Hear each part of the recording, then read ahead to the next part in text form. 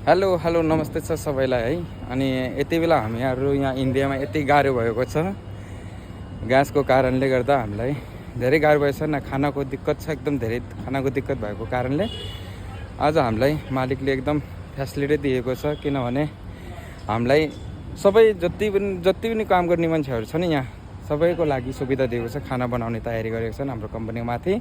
हुन्छ म तपाईँहरूलाई देखाउने छु, तपाईँहरू हेरेर साथ दिनु होला है।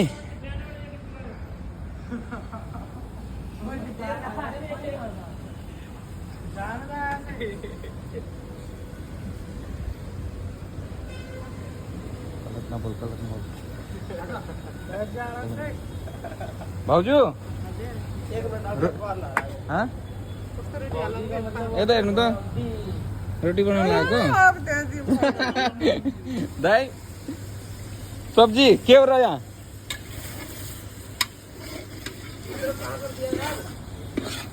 ओ हाम्रो यहाँ दाल तयार भइसकेको छ। अनि सब्जी छ हाम्रो यो सिमी अनि आलु गोबी छन् है। यहाँ रोटी बनाउनु लाग्छन्, भात बनाइसकेको छ।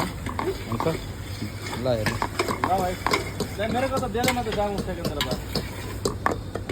हुन्छ, धन्यवाद।